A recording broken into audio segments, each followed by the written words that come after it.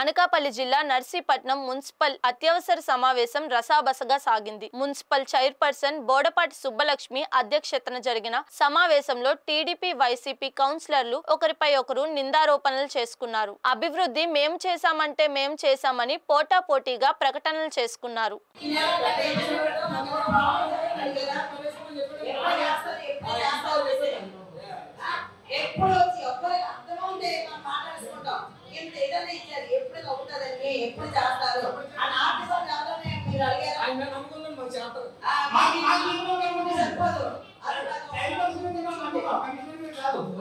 ఇసుక ఇసుక ఇసుక అంటున్నారు. 2019లో జగన్ ఇసుక పాలసీ మీద నిర్ణయం తీసుకోవడానికి సంవత్సరం పట్టిందండి.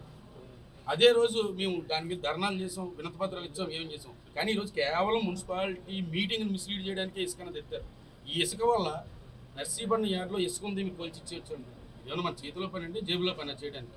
ప్రభుత్వం పాలసీ వాళ్ళు ఎలా ఇవ్వాలి, ఎంతకు ఇవ్వాలి అనేది ప్రభుత్వం గవర్నమెంట్ దాని గవర్నమెంట్ అఫీషియల్స్ కలిసి తీసుకోవాల్సిన నిర్ణయం. ఖచ్చితంగా చెప్తున్నాం. ఈ ఫస్ట్ ఎలిగేషన్ ఎవరు తీసుకొచ్చారు?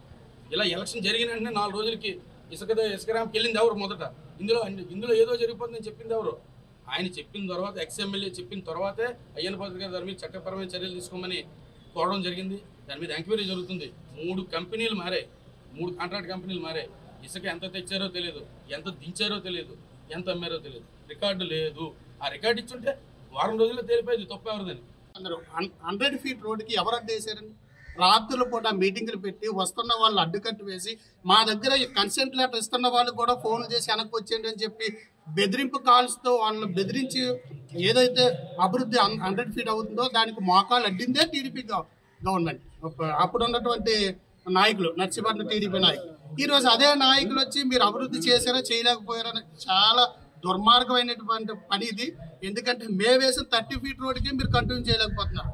మీరు వచ్చి 3 నెలలు ఏం చేశారండి? అభివృద్ధి పెన్షన్ ఇచ్చారా? పెన్షన్ ఎవరు ఇచ్చారండి? అది కంటిన్యూ ప్రాసెస్. పెన్షన్ ఎవరు ఏ గవర్నమెంట్ ఇచ్చింది కాదండి. మా జగన్మోహన్ రెడ్డి గారు 3000 ఇస్తే అందులో కేవలం 1000 రూపాయలు కలిపి మాత్రమే మీరు ఇస్తున్నారు. అంతకుమించి మీరు చేసింది ఏమీ లేదు.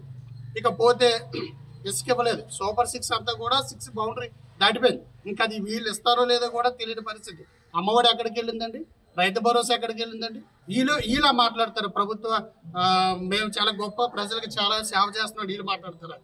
ఈరోజు ఏదైతే ప్రజలు నమ్ముకొని ఓటు వేశారో వాళ్ళందరూ కూడా ఈరోజు బాధపడుతున్నటువంటి విషయం మేము చూస్తూ ఉన్నాం.